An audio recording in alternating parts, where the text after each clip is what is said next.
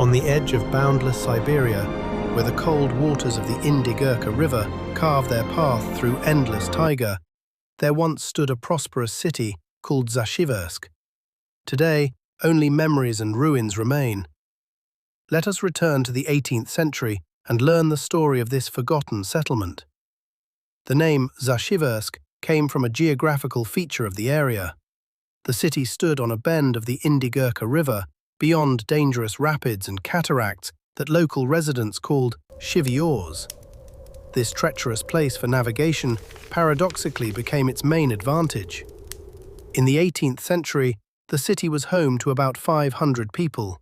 Russian settlers, Yakuts, and Yukagirs lived side by side, creating a unique multi-ethnic community.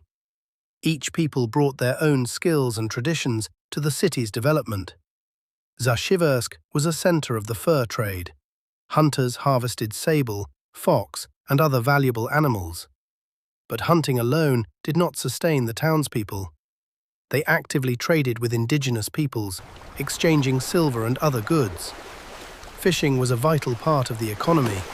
The Indigirka generously provided abundant catches. But the most exotic occupation, bringing considerable income, was the search for and extraction of mammoth ivory.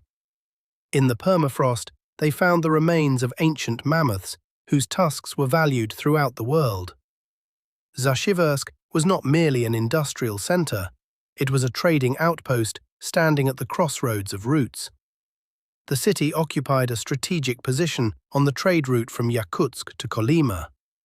Along the banks of the Indigirka, there was constant trade and migration.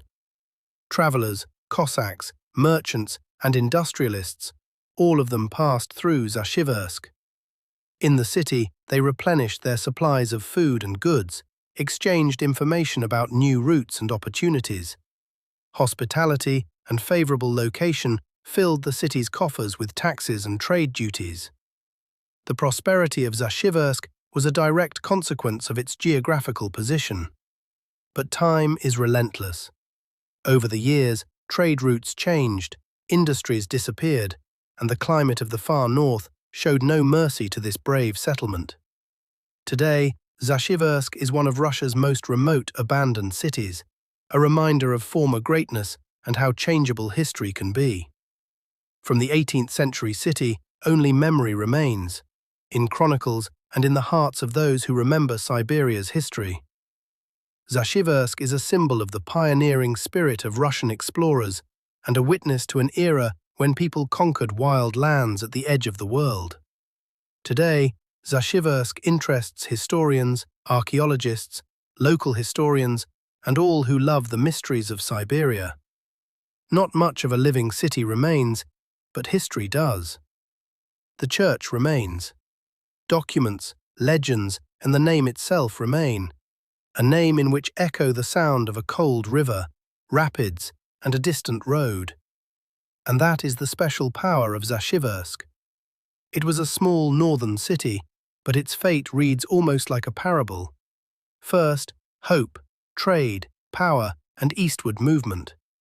Then, decline, disease, emptiness, and disappearance. And after, memory.